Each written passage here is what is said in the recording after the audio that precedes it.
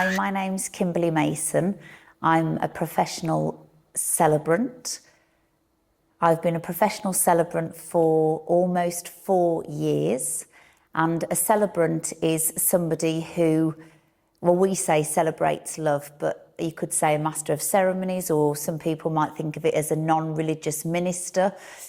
So I can do baby naming ceremonies, I can do weddings, I do celebration of life or funeral, as you may know it, and that's generally what I specialise in. So I focus my attention and energies into funerals or celebration of life ceremonies. But any kind of ceremony that people want, we're trained, we've got a diploma in celebrancy, and we can deliver ceremonies, unique ceremonies, so not your traditional style of ceremony, but yes, a modern style.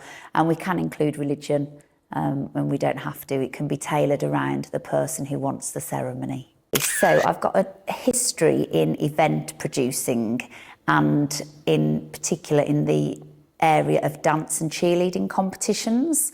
So I've always done a lot of speaking. I used to work for a charity as well, so I'm quite comfortable speaking in public and to audiences. And during the pandemic, the COVID pandemic, I wasn't able to run my event company anymore. So I had to look for something else to do. And very sadly, I lost my grandmother, and we went to a funeral, and I saw the celebrant there, and I thought, oh, that seems like a lovely job to do, to be able to help people in their most vulnerable times. So I trained to become a celebrant with the view that I would kind of go back to my event work afterward. However, because I loved the celebrant work and working with so many different people, I decided that I still do the event work, but funeral celebrancy is my main, day job, and it takes up, 90% of my working career. What does a funeral celebrant do? Okay, that's a very good question. So I would meet with the family. So first of all, I'm independent, so I don't work just for one funeral director. I work for probably 20 to 25, depending on what they need at the time. So I'll be called by the funeral director or the funeral arranger, who have matched me to a family. So a lot of time they match a personality to a family. And then I will call the family. I'll be given their details. I'll call the family and I'll make an appointment to go and see them. So then I'll go and have a meeting with the family for anything between 1 and 3 hours, depending on the type of death that they have experienced. So generally, if it's a younger person or an unexpected passing, it does take a lot longer than maybe somebody who is a grandmother who's lived into their 90s or, to an older age. So I'll go meet with the family and we'll discuss what kind of things they want in the ceremony, such as, do they want any prayers or any readings? Do they want hymns? Do they want us to sing hymns? Not me personally, but, sing a hymn together, and what kind of music they would like. And then I would be able to put the order of service together. And then I'll talk about the deceased's life. So I will then create a eulogy for them, which is like a life story. So I start from when they were born and their early days and their family life and what they were like as a child. We would talk about their career.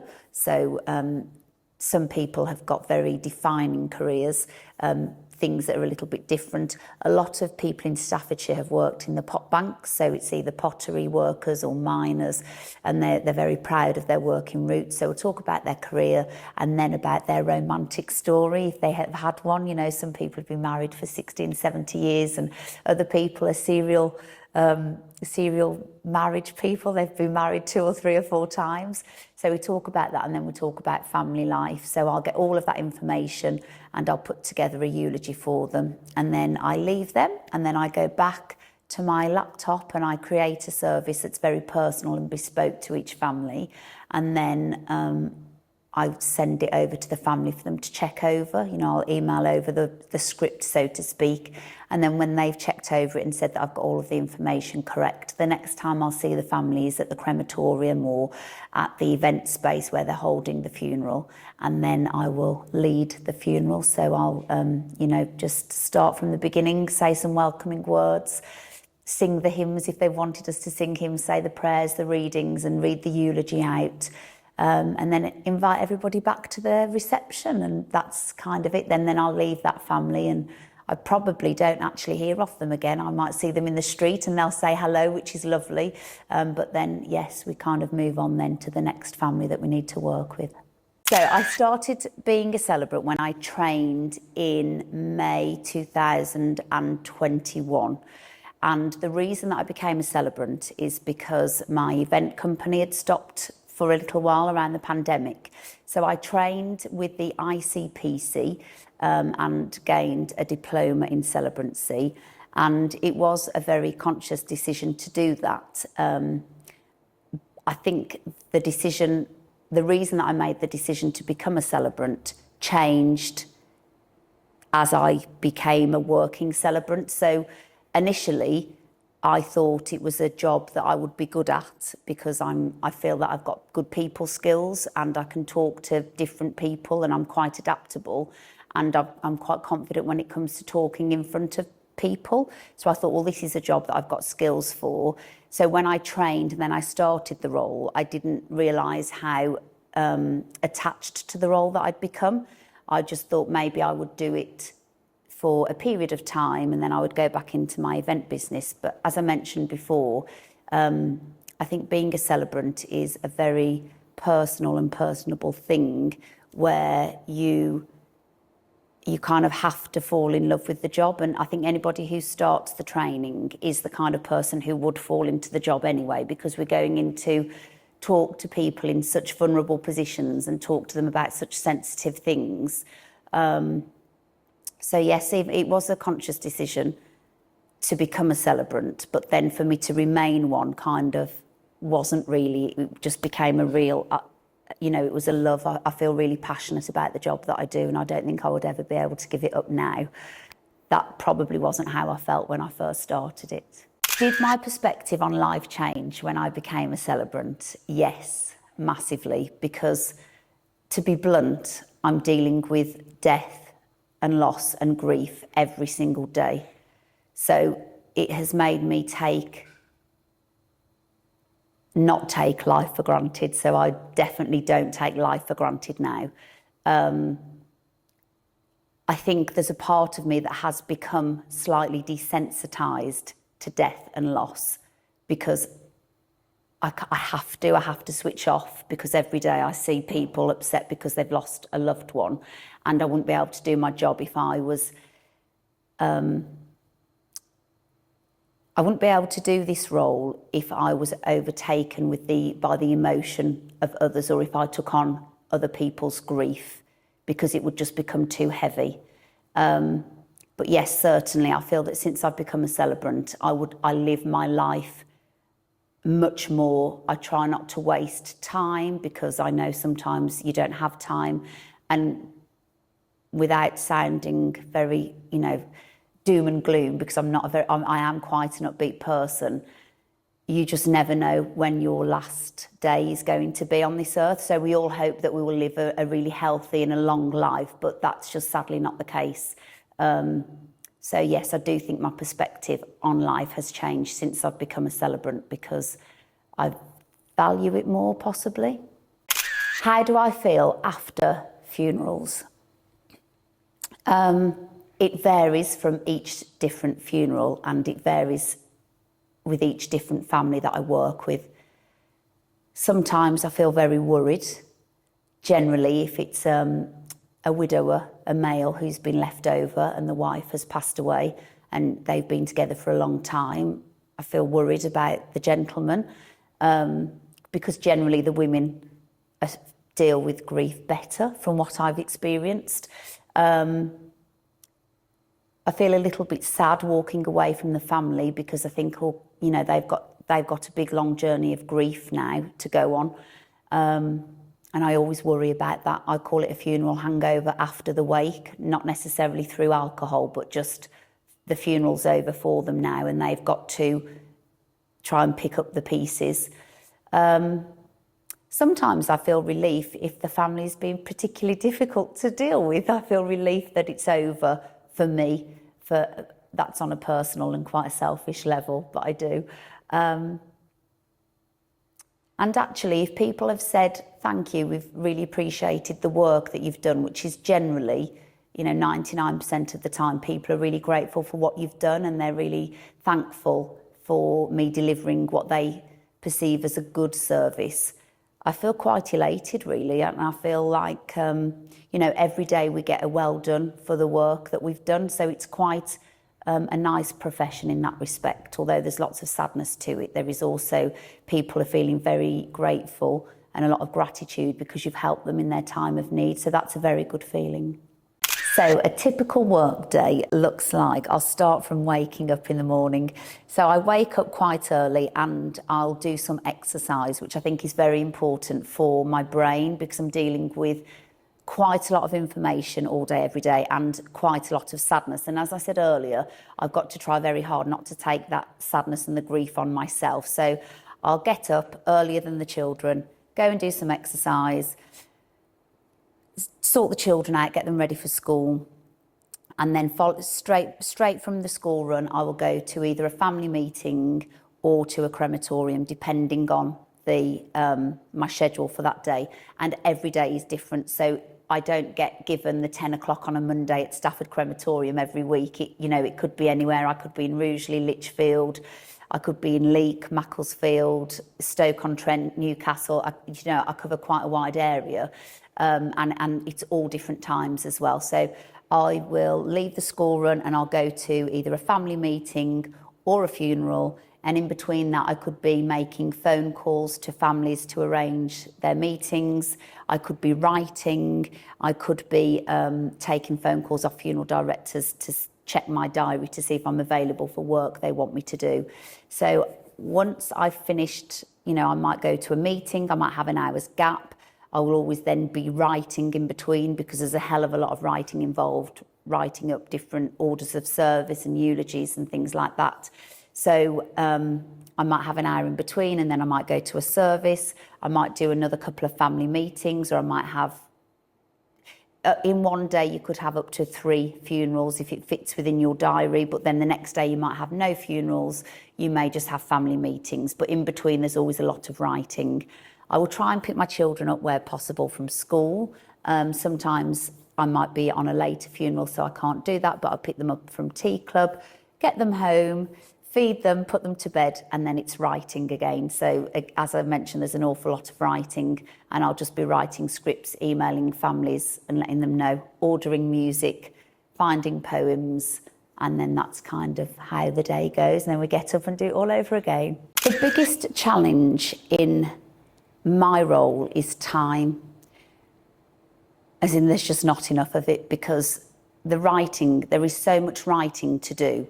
And then when you've written a eulogy, you have to have it checked, and then there might be changes. So there's a lot of writing to do in between quite a busy schedule. So sometimes you don't really, if you've got half an hour gap, you don't really feel like getting your computer out, you feel like having a break. But if you don't do that, then there's even more writing when you've got the children to bed at night. So I think time is a big challenge. And for me personally, I think saying no is a big challenge. So when I first started, I was keen to get going and to be well known. So I would never say no to any funeral unless I physically couldn't do it if I was already booked for something else. Whereas now I'm quite established in the Staffordshire area, I should probably start saying no to some stuff so that the time working is a little bit reduced, because we spoke about this earlier actually, about does it give you perspective on life? It certainly makes me feel that time spent with my children and my loved ones is very important. So I should probably learn to say no a little bit more so that I can spend more time with them. So that's a challenge. Time really is the big challenge. In England, funerals do generally take place between 3 and 6 weeks after the death. And if it's 3 weeks, at the current time, then you've managed to get a quick funeral, which is surprising actually to people from other countries, because I think it's one of the longest wait times. But yes, it is true that it takes on average about 4 weeks. But that's for many reasons. the population is quite high in England, so there's more people. There's only so many crematoriums. There's many reasons why there's many factors why that becomes a thing. But yes, that is true. It does take, on average, about 4 weeks, and it's kind of good for celebrants and funeral arrangers because we have more time to get it right for the family, but probably not so good for the families who just want to get that part over and done with. Do I believe in an afterlife? I'd like to believe in an afterlife.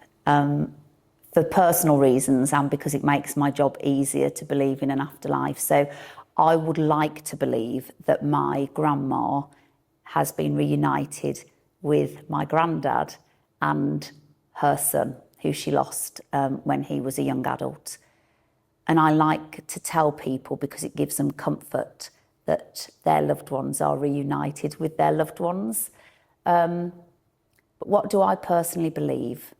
Personally, I would like to believe that my energy would live on forever because I quite like my life. I think that what carries us around in this world is a vessel, it's a carcass, and I think that our energy is our soul.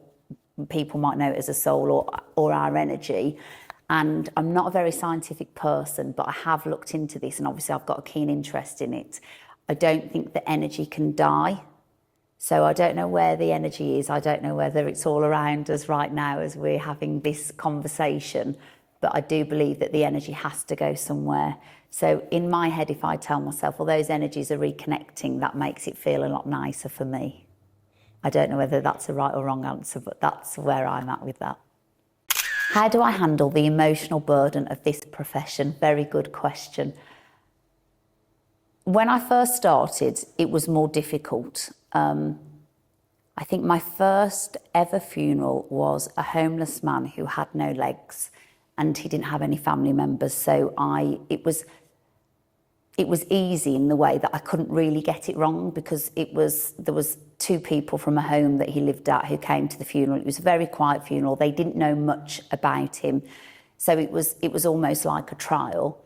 And then the second funeral that I did was a woman who was 37 years old and she died of COVID, and at that time that was my age.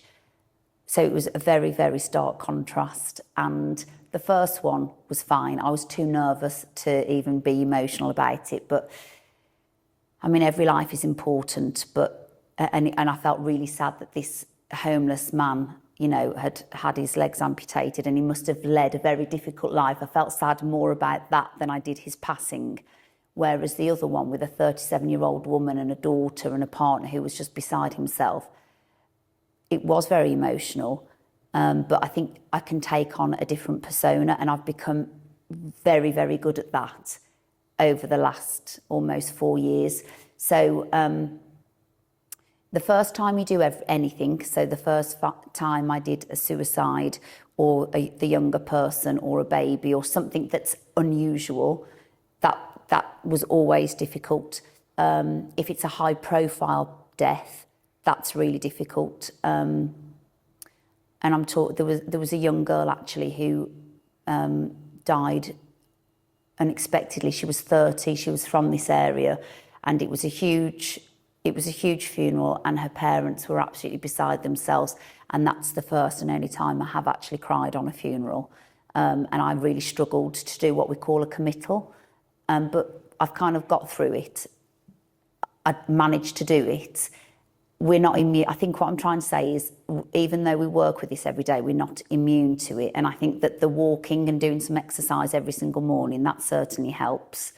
And then sometimes we just do have a cry. So like I say, I've got a 6-week build-up. So every 6 weeks I will just sit in the car, and if something particularly sad has happened, then I will cry, and it's a good release.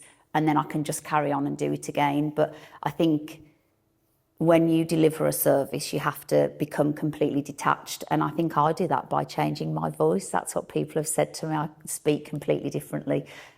I don't do that on purpose. That just must have been a subconscious coping mechanism that I've taken on.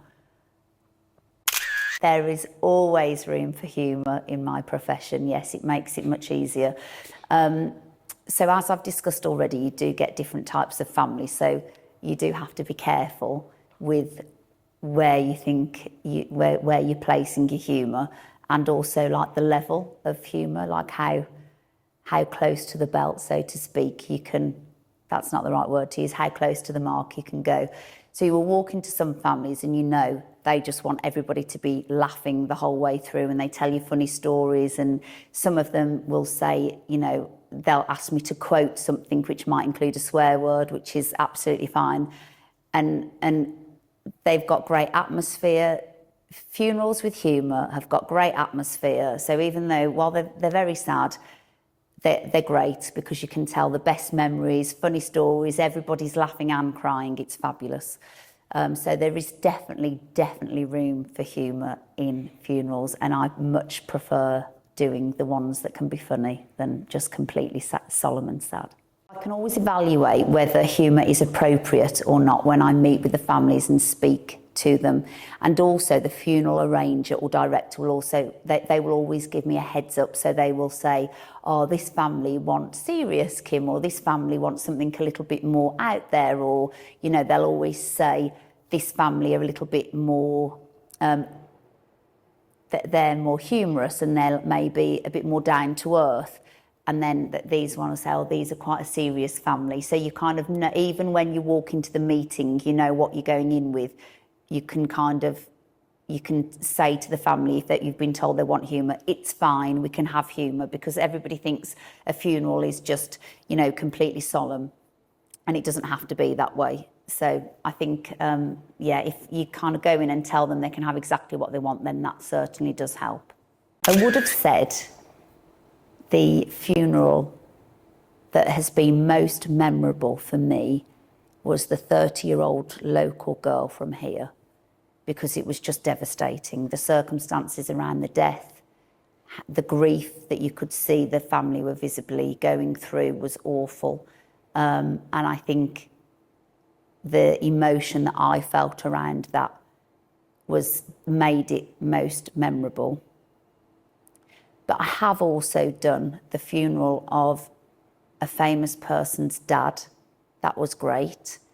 And I have also done a very close friend of mine's dad, which was also extremely sad and also great. So I'm going to have 3, if that's okay. I'm going to have the pop star's dad, my friend's dad, and then the local girl who was only 30 when she passed away, all for very different reasons.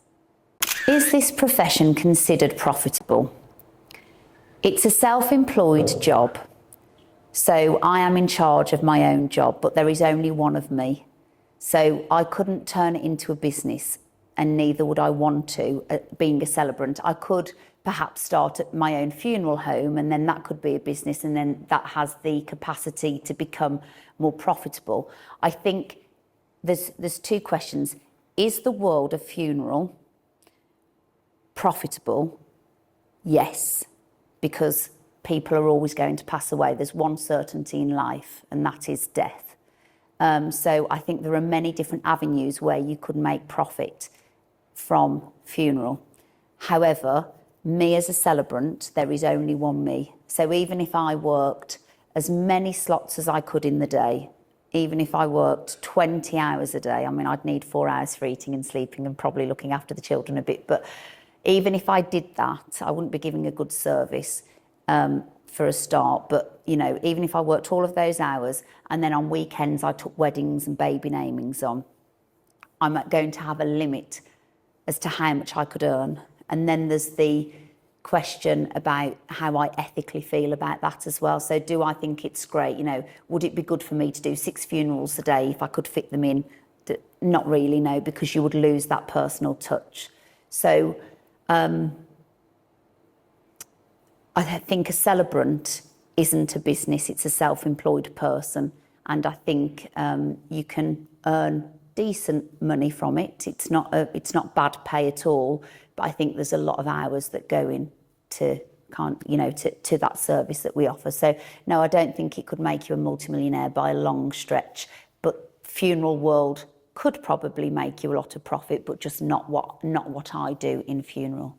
There is seasonality in my work, yes. So The pattern generally goes, and this changed after COVID, but I didn't know this pre-COVID, so I'm obviously within the last 4 years. So the pattern that I've noticed really over the last 2 years, because the first 2 years, I would say was kind of still in COVID time. So it was just still very hectic and very busy. So there wasn't really, I didn't really notice a dip. But over the last 2 years, I notice a dip in September and October. They're usually quieter periods. And then you can see how it goes up and up and up. Then December's getting quite busy. January is the most ridiculous month ever. There's no point having a life in January if you're in funeral, whether you're a celebrant or a bearer or a funeral arranger. It's just extremely busy. February's still quite busy. March is busy, but it kind of tapers off a little bit. And then, you know, August isn't a particularly busy month, but I mean, I've never had what you would call a quiet month, but you can certainly see a pattern. Winter months, they're always busier, sadly. Funeral work changes depending on religion and cultural traditions, because people will want different things. So if there's Christian families and the deceased went to church, they wouldn't use a celebrant. They would go to a church for a funeral, and a celebrant wouldn't go into a church. It would be like an ordained minister. And then, I mean, sometimes I've been asked to do funerals for Jehovah's Witnesses, and we have to, obviously there's no C of E religion there at all. There's kind of no prayers, and we have to cover up anything in the chapel that might, you know, have a cross or a crucifix on. So it does change. You might get an atheist who just doesn't want any reference to God or angels or heaven or anything at all. So it does differ in that respect. Yeah. Does a funeral have to have a celebrant or a minister? And the answer is no, it doesn't. Actually, before I became a professional celebrant, as in I was qualified, I did do a funeral or two, just to see what it was like. So, and I didn't, you know, I could have just been a family member, and sometimes family members do ask to lead the funeral just by themselves without a minister, although that's kind of like an accident waiting to happen, because timing goes out of the window, and timing at the crematorium is a very, very important thing, because, you know, you go in, you have your half an hour slot, and then the next funeral is waiting. So there's the option of not having a professional celebrant or a minister. But then there's also something now that people call a direct cremation. So that's where the funeral arranger would just take the deceased to the crematorium. It's completely unattended, so there'll be no family members there, there'll be nothing, and they'll just take the coffin into the chapel. They will play a song, and then it will go into the cremator, and that's it. So no people, no prayers, no words, just direct to cremation. I think a direct cremation is extremely sad, and funeral directors and arrangers also feel the same, which is why they would play a piece of music and they say, funnily enough, I was having a conversation with a funeral director in Leek at the weekend, and I was asking him about this. I said, he does funerals in his funeral home, and I was asking, well, what happens when you take the coffin to the crematorium and the family don't go? And he said, well, it's really sad, but we just play a song and we'll all say a prayer, or we'll say some words in our head, and then obviously we'll do, but they will always do a song. And then he actually said there are a lot of people now who don't even have the bit in the chapel, they don't have a memorial service, they have nothing. It's just send their loved one off to the crematorium. And they said it's that sad that they will just say just something, because it's not really, you know how I said at the beginning, we're quite respectful to the deceased. They felt that by just rocking up at the crematorium and handing over the coffin was very disrespectful. And I think that we would all feel that, you know, quite sad that was going to happen to somebody, because that person has had a life. What advice would I give to somebody who was considering starting this profession. I would say it takes a lot more time and it's a lot more tricky than it looks. So you have to deal with lots of different families from lots of different backgrounds, and you have to be very diplomatic. And then you have to go back and write something that's going to be suitable. And there is no one service that is the same as another. So it does take up a lot of time. And yes, it can be quite tricky. However, it probably is one of the most rewarding, well, it is the most rewarding job that I personally have ever done. So it's got pros and cons. What myth is there about being a funeral celebrant, and what is true and what's not true? I believe that people think funeral celebrants earn a hell of a lot of money. That is not true. We earn okay money, but there is a lot of work. I think people don't see the amount of work that goes into creating a service. And then I don't suppose as a celebrant I would hear any of the other myths, because I'm involved in it, so I don't think people would perhaps say them directly to my face. So that's really the only thing that people say, oh, you must be earning a lot of money, because they see we get one fee for one funeral service, but I don't think they see the background work that goes into it.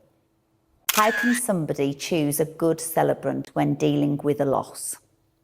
So there are many different ways that a funeral celebrant gets chosen or, attached to a job, so to speak. So a lot of times we will have been seen at a funeral. So somebody in the congregation will have been to a funeral, and they'll go, when they lose a loved one, they'll go to the funeral arranger and say, oh, we saw Kimberly Mason, we'd like her. So they would choose, because they've already seen somebody in action, so to speak. So they think, oh, that's the kind of service I like. So they would choose us. But if they haven't been to a funeral for a long time, or they don't have any knowledge of celebrants, it would be the funeral arranger that chooses us. And they would then kind of match the personality to the family. So it's never really, unless the family have actually seen us and they request us ourselves, which obviously they would choose because that's what they like. It's not really them who would do the choosing. But I suppose you would choose somebody who was well-spoken, who could write a good story, if they would even know that, and was quite confident and empathetic. Have I ever encountered a family who needed to arrange a funeral but couldn't afford it? Luckily for independent celebrants, we always go through the funeral arranger or funeral director, so they pay our bill, not the family directly. So I've never had the issue with a family not paying me. However, I do know that there are a lot of families who have sadly lost people and they can't afford it. And I think in England there is a government grant that they can take out to help with the funeral costs. And I don't think it covers everything, but in that case they would have just a very, very basic funeral. But no, sadly it's the funeral arrangers who would have encountered that. And I do believe that they do encounter it quite often. So I think that it's because of the nature of what we're doing, and they've lost somebody, it's dealt with in a very gentle manner, but obviously they do need to recover their costs as well. But luckily, as a celebrant, we don't ever experience that they don't pay.